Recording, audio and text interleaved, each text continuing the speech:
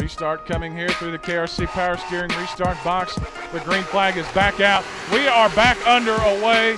Which Commonwealth Virginia native will have the lead on the back straightaway? Tyrell side by side with Finley down the back straightaway, looking for the lead in the Cars Tour. McCumbee was awfully strong. He shot out like a cannon to take over third. Finley on the outside comes down, makes contact with the Tyrell machine, but they keep it straight. They'll work their way off turn number 2. Jonathan Finley drove that thing till he saw Jesus at a third four, and he took the lead.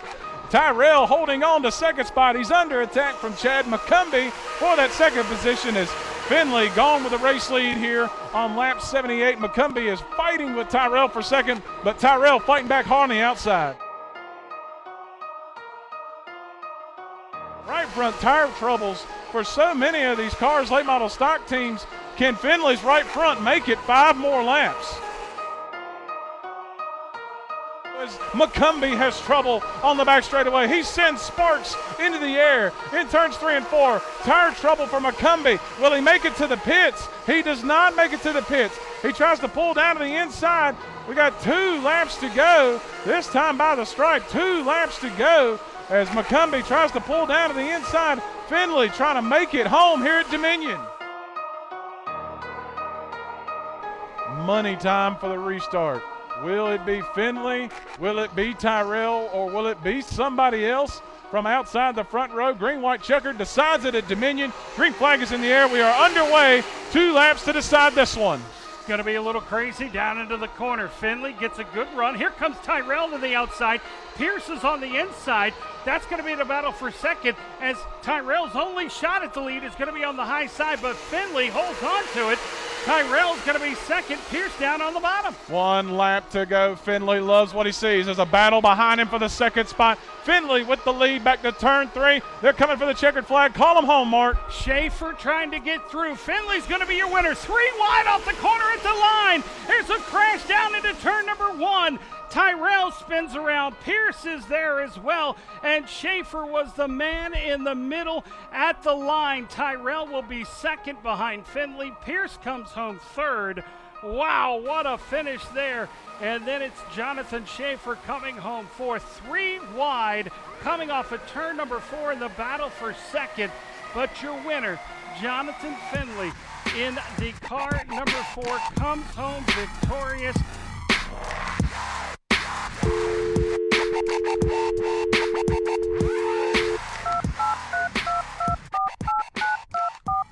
All right, let's see if we can get Danny to answer the phone. Danny, are you there? Hello, Danny. Yeah, you got me, brother. All right, we hanging out here in the Race22 Productions recording studio in Winston-Salem, North Carolina.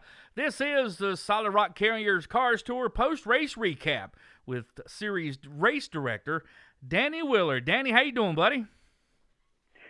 Doing well. Hope you are, Doc. I am hanging in there, my friend.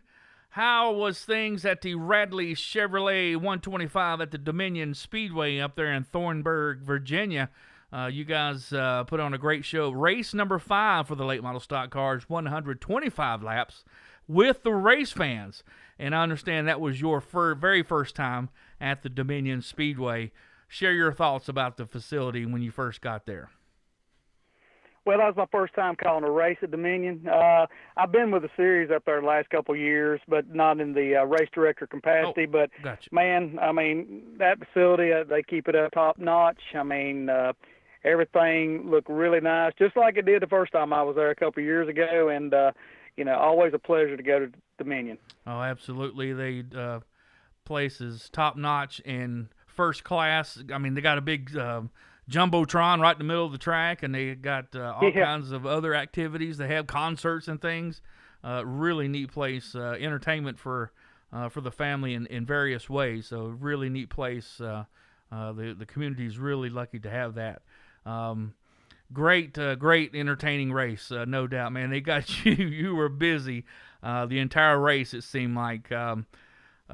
Tony with Pit Row TV was up in Pennsylvania doing a big super late model race, so had our friend Tyler Williams calling the action. He was the lead with, I think, the house announcer, Mark Potter. He's a Dominion track announcer. Alongside with him in the booth, Jacqueline Drake doing a fantastic job on pit road. They're on the CarsTour.tv and the PitRoad.tv doing the action there, and they had their hands full of the action. It was fantastic all race long. New track record there. Jonathan Schaefer, how about it? Young racer out of the Timothy Peters Nelson by Autos by Nelson camp. 15.074 was the lap that he laid down in qualifying at 95.529 miles per hour. New track record for the Solid Rock Carriers Cars Tour. And qualifying was tight, Danny. Talk about the tightness of the qualifying. First through 20th, the entire field was .724 by separation. Now, that's some close competition.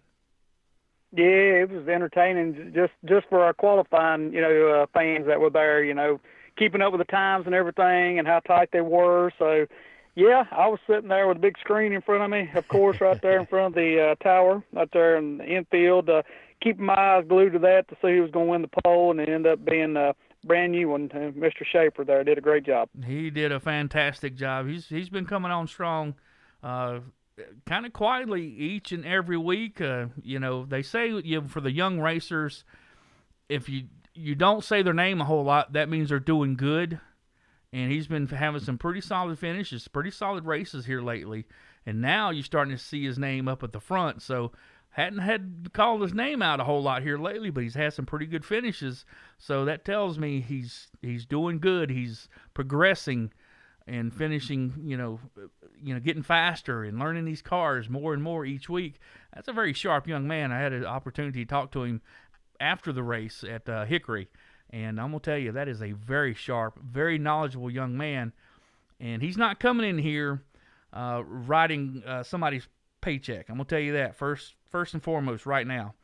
He knows every inch of that race car, and any race car that he's ever been in, he is hands-on, and he is taught to learn, wrench every inch of the race car. So he is very knowledgeable of the race car. So that's something that I learned in chatting with him and things like that, chatting with him post-race at Hickory. So not surprised at all to see him progress even further than he has the last several races and set on the pole there at Dominion. That young man has really come on strong. Not surprised at all to see him progress and even snatch a pole. Won't be surprised in the very near future to see him win a race. The young man has got some real talent. I'm going to tell you that right now. So let's go to the racing action. Lots of cautions. Oh, my goodness, man. The action was right away. Now, a lot of talk about the tires. A lot of tire action going down. Now, do you know, I did not get a chance to speak with anyone or talk with anyone. Is there a different tire than they use weekly versus the tire that we use on the tour? Yes, we run the Hoosiers. They do not on a regular basis up at Dominion for their regular shows. So, yeah, we were with the Hoosier F45s. And we did have some tire issues on some cars. I really don't know if it was because they were a little bit too aggressive maybe on the caster camber or what the issue was. It was, I think it was like 4 cars, I think, that had a tire issue, and it was all, same location, I believe. I believe all of them were same tire, and, I know the Hoosier people, they were on top of it and made their notes, so next year we may have to go back with another right side tire possibly, who knows, but that's not my call. Yeah, oh yeah, I wondered if they were there and being able to dissect and see if it was something on the bead, if they were overheating, or if it was on the edge with the caster camber type situation. Because right away, Johnson in running the 08 in the brightest car on the face of the planet, which yeah. Taylor said. Car. Tyler said for the older announcers, that's a dream to see cars that bright. I thought that was pretty funny. Yeah. He, automatically and early, and so did Craig Moore. He came in and thought something was funny going with that, and share with us how that kind of went, because Mr. McNally came over there and bounced his hand on the tire. He was right there with him and inspected it and said, "Hey, the tire's up." Didn't approve the tire change, and he assessed a 2-lap penalty on the radio. How did that kind of go down? Yeah, it was unapproved tire change. That's what the officials determined. Jack was in that location over off turn 4, and also we had an official there in that location. And so, communication is key, especially in situations like that with the officials, and, whether it be Jack or one of our pit road officials. And, the determination was the tire was still up, so it was an unapproved tire change, unfortunately, for the Moore team. But, that's just one of those bad deals, but rules are rules. Now, was it later determined that the tire was actually going down, or was it just thrown aside and raced on until he was done for the day later on? Did any of that come about later? It was never brought back up, to me. Okay. But, we took care of the situation. Okay, gotcha. But, yeah, early on, look at some of the lap leaders. Schaefer took off. Didn't have any problems. This is something I want to bring up. A lot of people are too quick. Oh, look at the kid, had a hard time shifting. How many cautions have we had to this date in late model stock car action through where are we at now? Through the first 4 races. I'd say maybe total of 10, 12. Yeah, somewhere right there, yeah. I don't recall calling the Schaefer the red number 2 at all. Do you? No. Me either. Nope. Just thought I'd throw that out there. So the kid is not missing a shift, okay? No, he was having an issue with transmission, and I did. Well, we'll talk about that later, because I want to talk about how he nailed on his very first leading the entire field to the green flag. Nailed it, because he took off and led the first 58 laps like a champ, because he had, 1 or 2, maybe 3 restarts right there, and didn't miss a beat. And they were looking great. So, yeah, a lot of pressure on a young man, 15 years old, with a very nice team that is expected to run up front if you're driving those race cars. A lot of pressure on that young man. Didn't bother him at all. The young man has got ice through his veins, and he's a proven winner at everything he sat in. I don't think a lot of people know his story, but they're going to learn it soon. Trust me, they're going to learn it soon. And the young man has got real talent, and he proved it up until he had some mechanical issues later. But we'll talk about that here in a little bit. But right away, Johnson blew a right front, had to come into the pits. Then later on, McCarty had to come into the pits. So that's the first couple cautions. And then Logan Jones, I think, is he a local racer? I think Logan was. Yeah, Logan, he's a local racer up there. And then it gets real dicey later on, where Schaefer was leading, had to do all these restarts, and I don't think anybody noticed any wiggles or anything. He took off like a shot out of cannon, and nobody noticed or said anything about those, did they? Yeah, those. I know that. I knew he was having some issues. I didn't know what they were at the time. Right. But we found out later, of course. Yeah, but everybody's so quick to say something negative, and doing these things, we're supposed to stay neutral and be objective and report what's going on. But when I see people pile on without even trying to find out what happened or get the facts, It really torques me, especially when these young racers, they're so quick to say what everybody else is saying. So, yeah, it makes me angry. And, yeah, it makes me want to, talk back and fuss at, at these people that are so quick to jump on these websites and say these ugly things. Because I'm telling you, this young man has got some real talent, and he's going places. And if you pay attention and look back at his work thus far, young man has progressed each and every race. And like I said, from my era, a young racer, if you're not calling his name up to this far and as well as he's finished, that means he's doing fantastic. Yeah, You know what I mean? he is. I agree. His resume in our era, speaks for itself, and this, getting better every week. Yeah, absolutely. And a lot of these young racers, and there's several that are doing the exact same thing. So, but anyway. Correct. Then you get to a lot of action, that 3 wide action, caution number 4, Pope and Cullither, where they kind of got up a little track a little bit, and McCarty was on the bottom side and shot the bottom side, and poor old Pope got the worst end of that deal and slapped the wall pretty hard. I was a little worried about that because they hit driver's side, I thought. But No, he hit right front. He hit right. He went right up and got right. Yeah, he got up right front. He, when he and the Coulter got together, he tried to catch it. When it did, it just grabbed with him and shot him up the track there. They run out of room, 3 wide. That early in the race, a little bit too early to be even thinking about that, and we just, bad situation going into 3 and run out of room. Yeah. Now, being that they went 3 wide, was there any review or any thoughts about any calls on that with the guys, any of those guys that were a part of that? Yeah. I'm always taking notes here. I did look at the review. I went in there and took a look at that and saw what happened and everything. The car that made it 3 wide on the bottom, it was a bad move.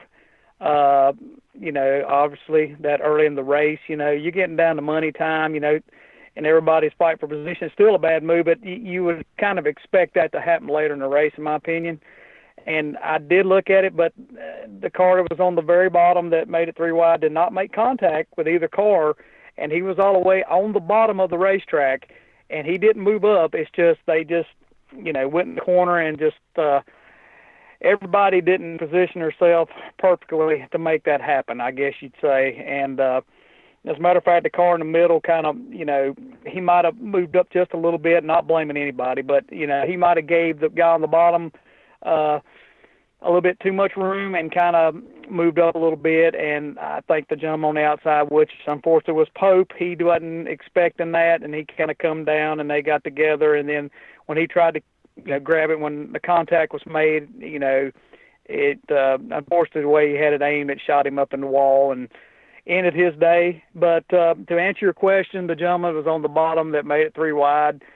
Like I said, I take notes here, and we probably have a discussion going to our next race. I've got notes here. We're going to have a little talk and, make sure we're all on the same page moving forward. Gotcha.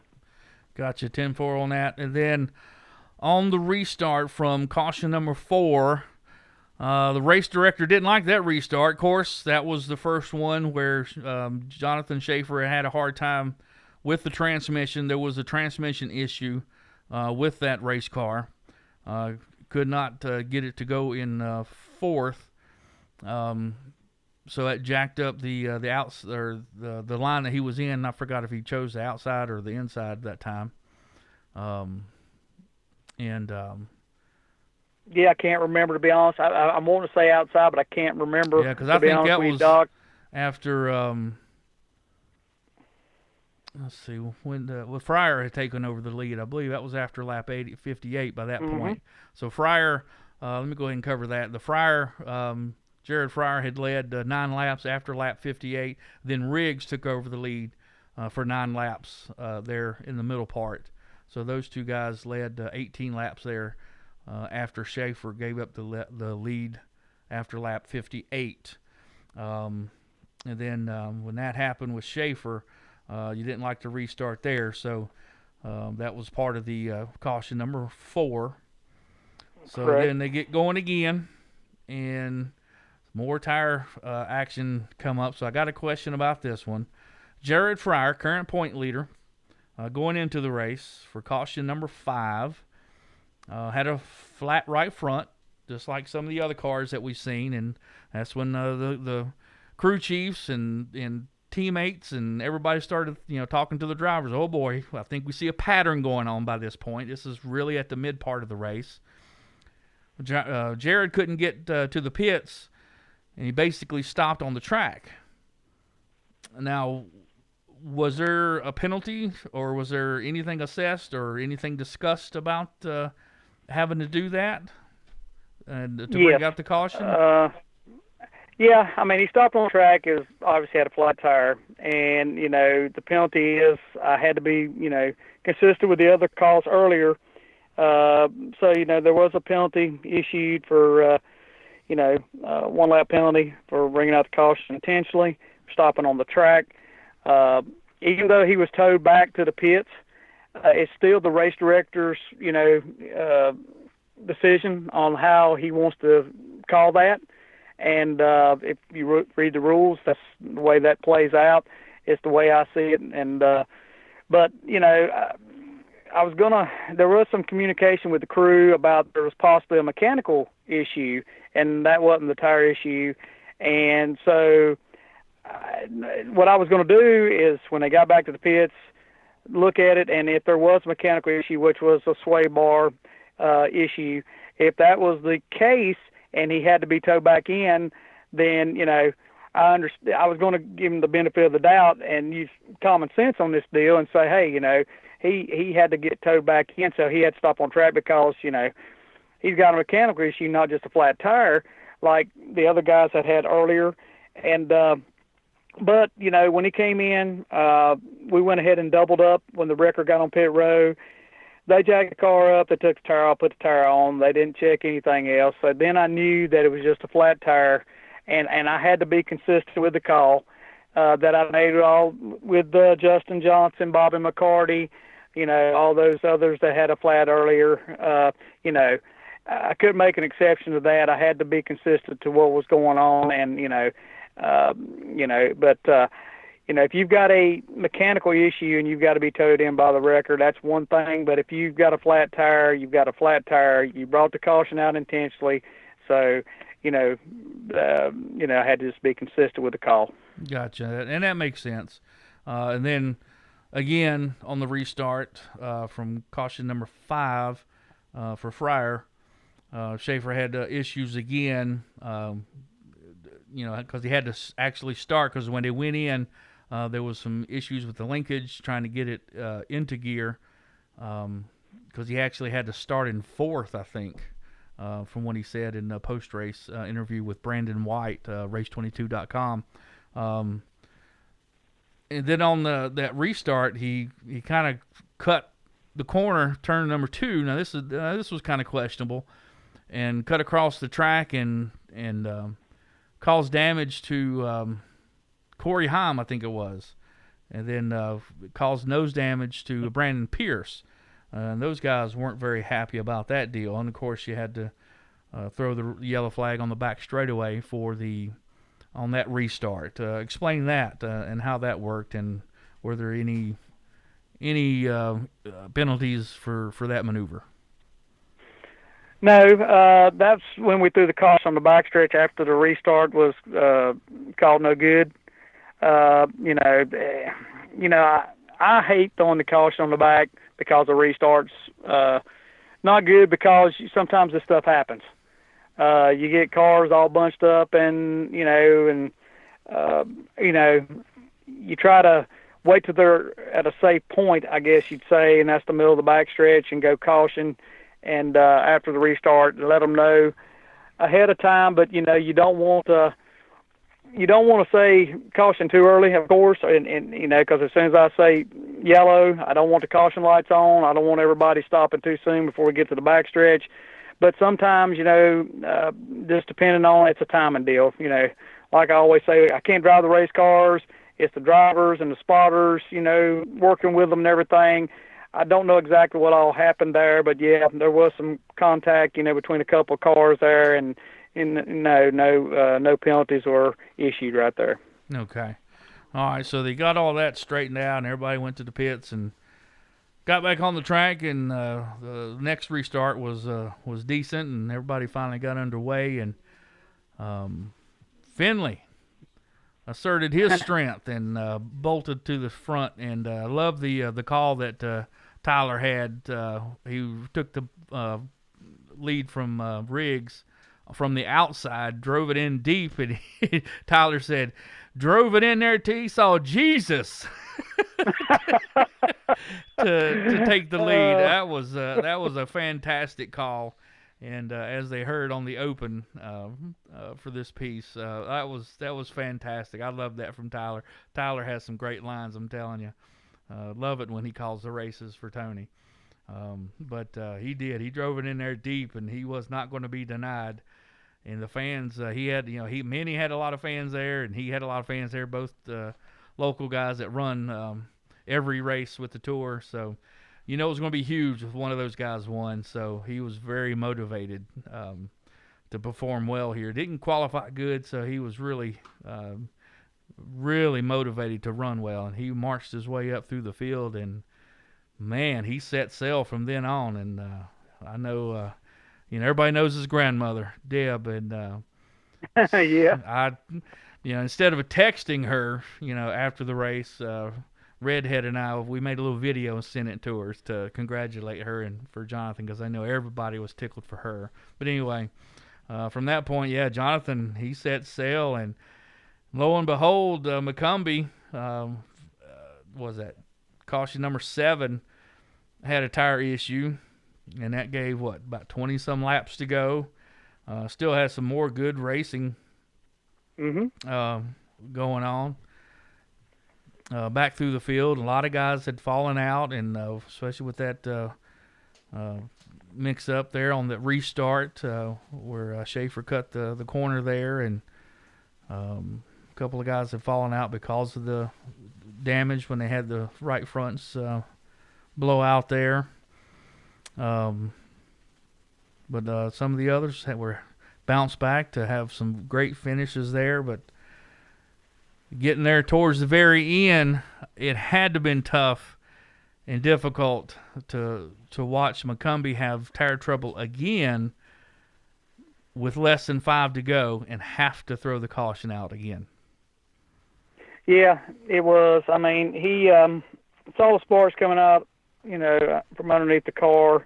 Knew he had an issue right away, but I didn't know if it was a tire again because, like you said, he'd already cut one tire down, and unfortunately, he had cut another tire down there, and we were down to 2 to go there, and he pulled the car down there at the end of pit road all the way to the bottom, and I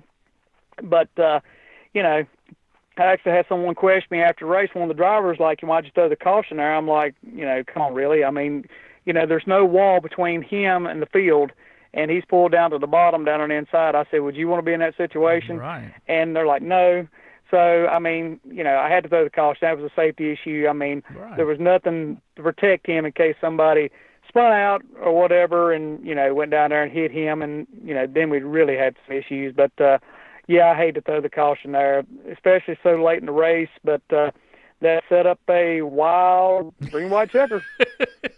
The fans had to love that, and especially with 2 of the local guys in the mix, and the green flag came out, and man, it was on from there. Jonathan Finley took off, and he was pretty tickled by seeing what he did behind him, because they were mixing it up behind him. Minnie Tyrell, Brandon Pierce, Jonathan Schaefer, Lane Riggs, Jared Fryer. All those guys were mixing it up for second on back, and come across 4 wide off of 4 for second spot, and everybody's spinning around. Luckily, you had electronic scoring, because I don't think you could have scored that from the naked eye, could you? No, the second place finish there, you wasn't going to be able to do it unless those transponders were on the car. So at the That's pretty close. yeah, so at the finish, Jonathan Finley with his first career win, man, it was exciting, and I know his grandmother was and all of his family was there, and man, they were excited. So Brandon White, Race22.com, caught up with him at the end of the race, said it felt good to win in front of the home crowd. It feels so good. You have no idea, especially to do it in front of my friends and family. Like I said earlier to a bunch of people, we've had this black cloud over us for the past 2-3 years, and it feels so good to finally break it. So good. I was just waiting for the cars to fade in front of me and my car to come to me. We set our car up to run the end of the race, not to run the beginning of the race, and it definitely showed tonight. Me and Minnie have known each other for a long time outside of the racetrack. Obviously, he lives maybe 10 miles away from my house, and to race side by side with him as clean as we did, as clean as you possibly can the last 30 laps of the race, it was really nice. We got roughed up one time, but that was just me and him getting all you can get out of a race car and both going for the win. But to pull away from everyone like that, man, you don't know how good that feels. I don't think I've ever had a car that dominant in the past 3 years. And then Jonathan also said he talked about racing with Minnie there towards the end and shared his thoughts on that very last restart. Man, I was just really waiting for someone to dump me on that restart. I can't lie. Like I said in the interview earlier, I roughed people up to get my way to the front, not meaning to. I just had such a better car than they did on older tires, and not, like I said, not meaning to rough people up on purpose. It's how much faster I was through the corners than them on certain sections, and it was an accident. Thank the Lord I didn't have to rough Minnie up. That's never my idea to rough anybody up. I race how I get raced, and I don't want to get raced like that. All right, but here you are, you're in victory lane. You beat some of the best in this series, like Lane Riggs, like Bobby McCarty.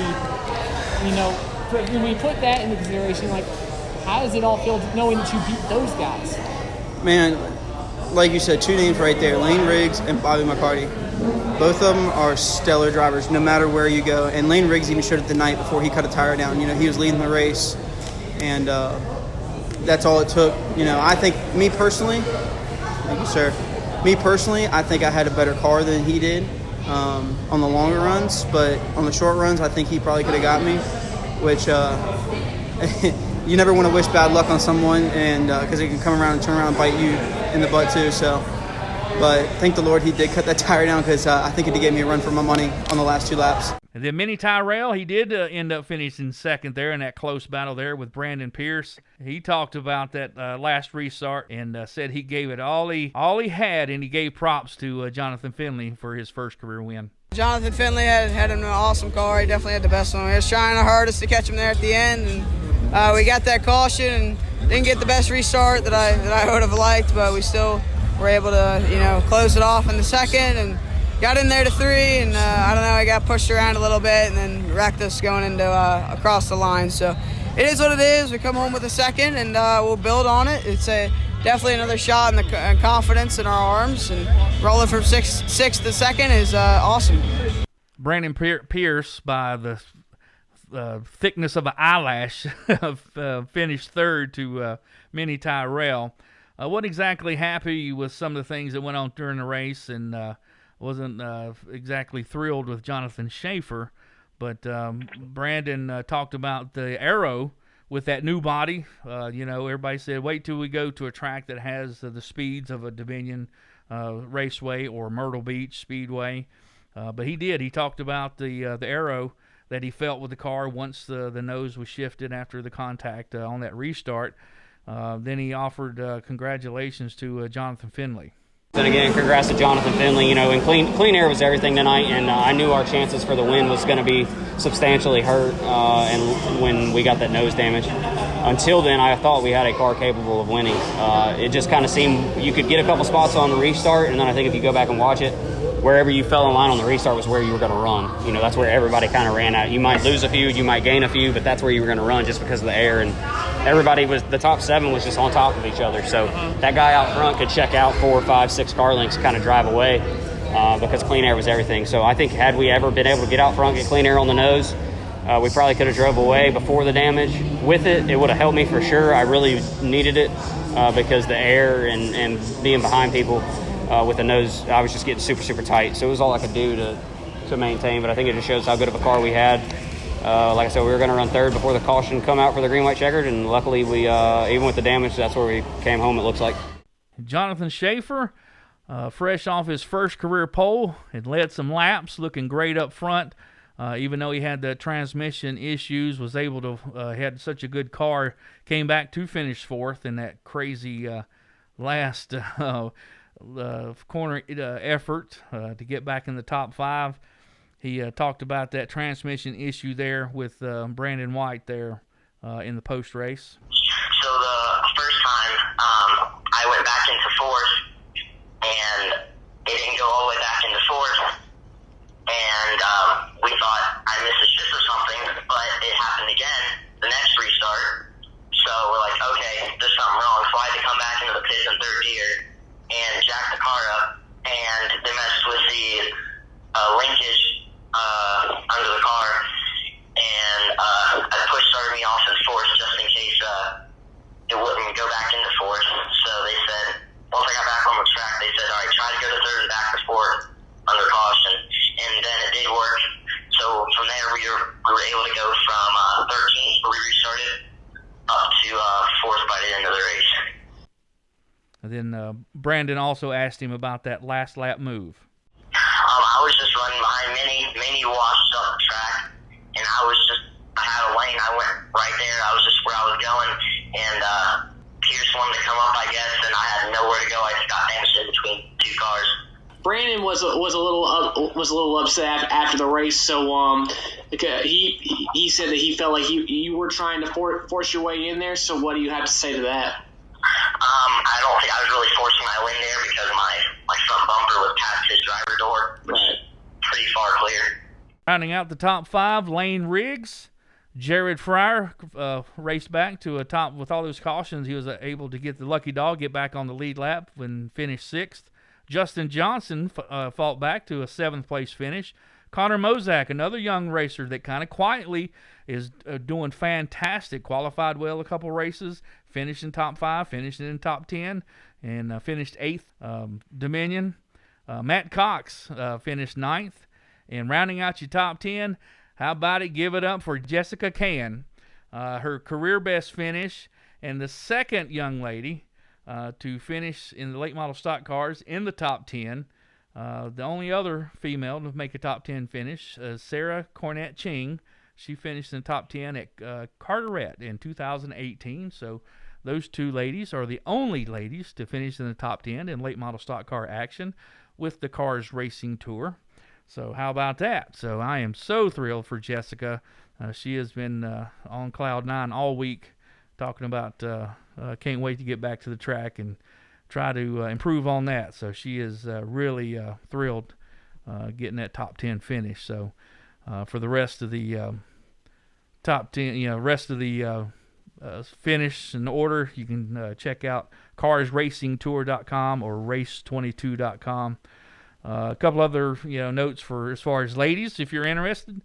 In the super late models, a couple of ladies. Molly Helmuth, she had 5 top 10s. Gracie Trotter in super late models, she had 3 top 10s. So there you go. A couple other ladies doing well with the carsracingtour.com with the super late models. So let's take a look at our points after the activities at Dominion. Jared Fryer hangs on to the point lead. Now he has a 9-point lead over Lane Riggs. Lane dropped after Hickory.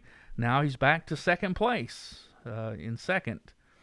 Jumped up 3 spots. Connor Mozak jumped up 1 spot. He is now in third. Bobby McCarty has dropped 1 spot. He is in fourth. Fifth is Corey Heim. Brandon Pierce, 6th. Nolan Pope, 7th. 8th, Jonathan Schaefer. 9th, Jonathan Finley. Matt Cox is in 10th. So that is your top 10 in points as we wrap up things from Dominion Raceway. We're talking with Danny Willard, the Solid Rock Carriers Cars Tour race director. We're hanging out here, having fun, talking about the post-race Radley Chevrolet 125 from Dominion Speedway, hanging out in the Race22 Productions recording studio in Winston-Salem, North Carolina. A couple of side notes as we wrap up this thing. 5 events. We have 5 different winners in the late model stock cars. Of course, Finley, McCarty, Millington, Gray, and Heim. Of course, that's Taylor Gray, Corey Heim. And then 5 pole winners. So Jonathan Schaefer, Corey Heim, Minnie Terrell, Bobby McCarty, and who's the other one? Pole winner? Yeah, Deke McCaskill. Deke McCaskill. Yeah, I think that's right. Yep. And so the competition is deep and tough and tight with the late model stock cars, and that's what I like. Oh, just lost him. Son of a gun.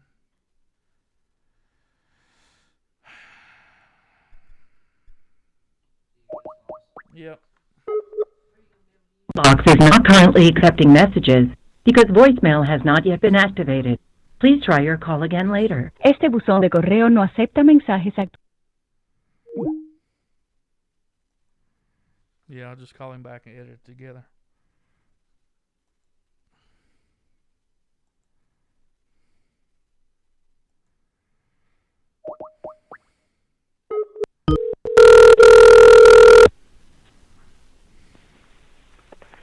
Yes, sir.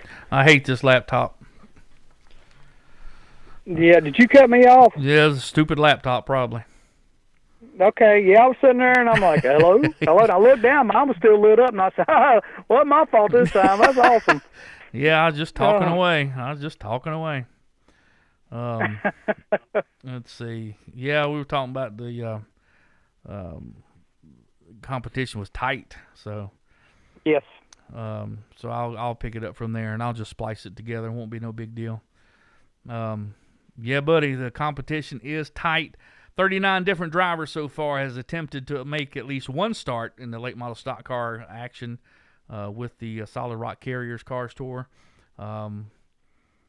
15 drivers have made all events, and at least 5 drivers have made all but one. So pretty exciting for the late model stock car side when you look at the competition there with the Solid Rock Carriers Cars Tour for the late models. Man, that's pretty exciting. Yeah, you can't get any tighter than that. I mean, late model stocks, they're they're competitive wherever they're at, but very thankful we've got the guys we've got race with us. Especially this year in the Cars Tour, the late model stock side. I think the points battle, like I've been saying all along, is going to come all the way down to the last race of the year. Oh yeah, and it's had every year down to the last race, the last lap, last several years, hasn't it? So that's pretty awesome. Take a quick look at the super late models. The points run down. Matt Craig has a 21-point lead over Carson Quapple. Cody Connor, pretty exciting young racer, is in third. Sammy Smith, who I think highly of, that is a very talented young racer. Trevor Knowles has won all the. They're on their 4th race, so this will be the next race will be their race number 5. Trevor Knowles has set the pole speed in all 4 races, so he's fast wherever he goes. We're just waiting for him to break through for that win this year. Bubba Pollard is set in 6th and hoping that he makes that trip to our next race. Jeff Batten, Hudson Hadler is set in 8th. Justin Kreider, Jake Garcia, young racer, very impressive, very sharp racer out of Georgia. Love to see him come up to our next race. Stephen Nassy, Tyler Church, all these guys racing with us from time to time. Tate Fogelman came to race with us. Nolan Pope run a super late model race. Corey Heim has done both. I think he's the only racer to win a super late model and a late model race. So, very talented young racer. Jeff Foltz came out of retirement. Michael Rich has come out of retirement. I'm hoping he shows up at our next one. Speaking of our next one, let's hype that up a little bit. What do you say, boss? Yeah, let's do it. Now, you have done some work this year at our next location, which is the Fast Franklin County Speedway in Callaway, Virginia. The AutosByNelson.com 250 coming up August 22nd. Don't miss this one, folks. I'm telling you, belly up trackside. You don't want to miss this one. Fast Franklin County Speedway, the fastest 3/8 mile on the planet, and it was dubbed that by track management back in the 70s. They had it on the wall. It was the fastest 3/8 of a mile paved oval in the world. They had that on the wall back in the 70s and 80s. I remember that. That's where I spent all of my teenage years back in the early 80s. That place was magical, man. I'm telling you, I am so psyched for the tour to be going to Fast Franklin County Speedway. And you've done some work for the Speedway that is now managed by the owner of Race22.com, the founder of Race22.com, Langley Austins, and you've done some work for the Franklin County Speedway. Explain to the folks what they can expect for the people that are saying, like, what, Franklin County Speedway? Why? What's going on? Why are we going there? What can people expect? You know, how can you explain what can people expect for the tour that going to Franklin County Speedway? I guess in a matter of words, you could say it's kind of like a little diamond in the rough. The track it's got some time on it. I mean, it's not all bling bling like some of the facilities we go to, but as far as racing surface and the show they're going to see, it's going to be great. I mean, I've been serving as race director for Langley Austin since he has taken over the track back in 2015 off and on during his times as promoter at Franklin County Speedway. I've seen some great racing. I mean, I'm like you. I used to go up there. My dad used to take me up there when I was a kid back in, we won't go back there, but 70s, 80s, somewhere right in there. But, people need to realize the biggest thing is, they'll be surprised if they look back and do their history and see who has raced at Franklin County Speedway through the years. I mean, names like Darrell Walter, Richard Petty. I mean, this track, it's been kind of, somewhat quiet and as far as with touring series over the last X amount of years. They have, modifieds race up there a lot. UARA Stars, back when I was with them, back in 07, 08, I believe, ran some races up there. So it's no stranger to having, big shows. And also great racing. I mean, it's a tight little track. You can run side by side all night long. I mean, if you go back and look at the videos recently, like I said, they had the modifieds up there last weekend. I think they had like 17, so hey, if the track's big enough to race on, I mean, we can put 20 some of each one of them out there, supers and late model stocks, and go racing and have a great show. Yep. And give you a little tidbit on the track surface itself. It's 3/8 of a mile, 22 degrees of banking in turns 1 and 2, and they say 3 and 4 is a little bit more. So a little birdie said it may be 25 degrees of banking in 3 and 4, and the straightaways are not flat. Would you say maybe 8 to 10 degrees of banking in the straights? Yeah, that's about right. I'd say that. So. Yeah. Very fast, and I've had the pleasure of announcing. You mentioned the UARA Stars late model. Had a pleasure of announcing races there for that series, and phenomenal races. Oh my goodness, phenomenal races with the late model stocks. I can't wait to see the supers on there. They're going to put on a fantastic show. I'm telling you, the racing surface is going to produce some fantastic racing. Hear me now, believe me later. I'm telling you, folks, this is going to be a fantastic show at Franklin County Speedway. The racing surface is going to produce fantastic show, with no question at all. But yeah, you look at the history here. Rick Mast, he won so many races there.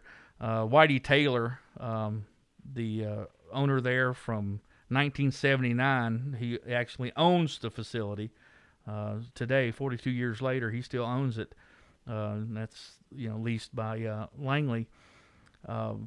When Rick Mast won so many races, Whitey put a bounty on him, and was almost trying to run him off because he won so many races. I remember that. I remember that pretty powder blue number 22 he drove. Yep, he ran that 22, the late model Sportsman days, and man, he was the man. He was my short track hero, and Orville Reedy was tough, and Paul Radford. I mean, he won. Paul Radford. Yep. He won modified races galore, and then the Sportsman cars, and man, I don't care what you put him in, he'd win. Oh yeah. He was, there was Satch Worley in the early days, and Earl Compton. And the McGuire boys, Jeff Agnew. Tony and Tim. Yep. Yes, sir. So lots of rich history when it comes to short track racing in that region. So you talking about diamond in the rough? Yeah, that place in the 70s and 80s, it was magical. And what I do remember was so much fun in the early 80s. They had a wrestling ring setting outside turns 1 and 2. And they used to have wrestling before the racing, before pre-race. And it was very entertaining. And watching the crowd that believed the wrestling, that was entertaining too. Oh, yeah. They were all into that, yeah. But seriously, folks, that stuff's not fake. Come on now. But seriously, I'm telling you, folks, Google it, call us, do what you will, get your tickets now. Check it out, carsracingtour.com, race22.com. I'm telling you, folks, do it now before they sell out. That is going to be a fantastic show you do not want to miss. AutosByNelson.com, 250 Fast Franklin County Speedway. My home track. I spent all my teenage years there, and I cannot wait to go there. I just absolutely did cartwheels when that announcement was made, and I cannot wait to be there. Haven't been there in years, and I cannot wait to take Daniel, my youngest son that does the Race22 stuff with me, to the short track and share stories with him on the property. I can't wait. Oh yeah, and hopefully, hopefully some of the locals up there. I've been hearing a little vibe. Some of the local guys, heroes up there, might make an appearance and run with us next weekend. And I hope so. Guys like Kyle Dudley. I hope. Ricky Gillespie. I'm hearing somebody that refers to themselves as the People's Champ. I'm hearing words of that that's being thrown around. I'm hoping so. I mean, there's he and also Mr. Excitement also may make an appearance if and Mr. Excitement, everybody knows who that is. Yes. I mean, we got Mike Looney and Jimmy Mullins there. I mean, nothing has been confirmed, but rumor is on the street there is some interest. I hope that all the guys I just mentioned show up. I mean, hey, the more the merrier. I mean, them guys, all of them are, they're all strong there. And anybody can win on any given night. And with the laps, those guys got there, hey, they can walk away with a big check next Saturday night. That's absolutely right. They will put on a show, I guarantee it.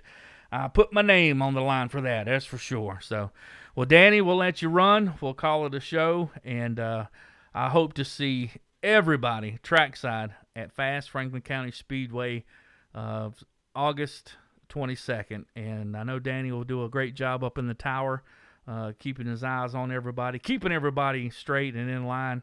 Now, has there ever been a time that you've had to get on to somebody that's not a driver or a competitor, not necessarily a fan, but any media members or anybody like that? Have you ever had to get on somebody for not being where they're supposed to be, or somebody out on the track that's not supposed to be?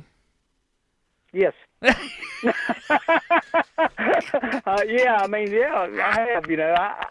everybody knows that I feel like I try to be consistent as fair as possible with everything I do, and try to be, as, a good old guy as I can and friendly and all that stuff. And when you cross the line and, you're not doing right, yeah. I mean, there has been a few times that I've had to, run some people out of the tower, run some people off the track, whether that be media or whoever. I mean, we got a show to do, we got a job to do, and if you're interfering with either one of them, you're in the way. There you go. Well, I'll try to play by the rules, but I'm telling you, I'm gonna be wound up for this race, and I'll apologize now. No. Hey, I wouldn't expect anything less from you. We'll be bouncing off the fences for this race, I'm telling you. Yeah, they better get there early for this, and come get your seat, get there for qualifying, and get you something to eat, and pull up you a good seat there and get ready for a great show. Yeah, it's going to be good, and Langley's working hard to get everything in order, and really hoping for a great show, really hoping for success for Mr. McNally and Langley, and for all involved. So, because, hey, Langley was available, and crazy governor of North Carolina has shut down everything for whatever reason. Don't get me started on that, but, Yeah, he screwed up everything. So, and, luckily, Langley sad. was there for the series to continue and to have the ability to have fans. So, we appreciate Langley offering the racetrack for the series and the ability to have fans. So, gosh, everybody, well, look at this track. That's available. This is a great scenario for the series. It's just right now, in my opinion, it's the best place to go right now, because he's been in racing, he's been in business, and he's been able to function with the guidelines from what's been going on in Virginia, with the proper amount of fans, and it's been working. So he can, with his budget, he can function, and there's a lot of tracks that can't function under what the governor of Virginia has said, and it's just not viable for some of those tracks to function. So it's working for Langley, and he's there for the series. So hey, man, get off these websites and complaining. Let's be happy that we got a place to go race. So that's what I'm gonna say about that. Amen to that, brother. Amen to that. All right, partner, let's wrap this one up, man. And I cannot wait to get there. My home track, that's my absolute home track. Spent every Saturday, my teenage years, before I was driving, before I had a driver's license. I'd get rides up there and spend all day and half the night and watch them races and just absorb everything. And, man, it just, oh, my goodness, place was magical, man. The sportsman cars, when they had those, remember the race to was it the race to Charlotte's or something like that? Yeah, I remember that. Yeah. What was it called, the All Pro?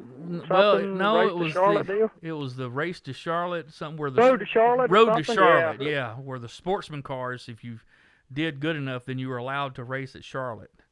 I remember that. All those guys, man, all the big names back then, the late 70s, early 80s, would race that race to finish top 10 or top 15. They got to race at Charlotte or something like that. It was for the sportsman cars. And, man, they used to put on a show. But anyway, I can't wait. That's my hometown track, and it's Langley's brought it back to life, and, man, I can't wait. That's going to be so much fun. Can't wait to bring Daniel up there and share stories with him.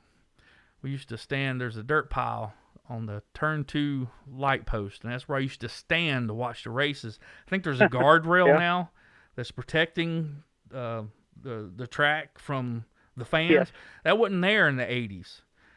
And I was, I know. And the trees that were in the infield in the 80s are gone too. Oh, gosh, I remember that big old tree that was in there. Oh, yeah. But we used to stand right there where you could reach out and touch the cars as they go by. There was no guardrail there. I used to ask my dad. I was a kid sitting up there in the grandstand. We used to sit in turn 1 down there back in, when I was a kid, and he'd sit there. And I was sitting there one night up there, and I'll never forget. I said, "Daddy, why they got trees down there in the infield?" He said, "Shade, I guess." I said, "Okay, I'd answer that question." That's funny. He is something Good else. place for a driver's meeting underneath the tree, I guess, No doubt.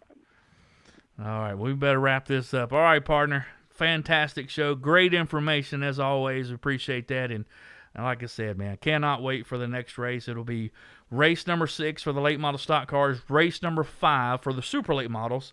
That's August 22nd. Fast Franklin County Speedway, Callaway, Virginia. AutosByNelson.com 250. And cannot wait. And we hope to see everybody trackside at Franklin County Speedway. And until then, we'll see you at the races. We're sorry, the number you have dialed is not in service at this time.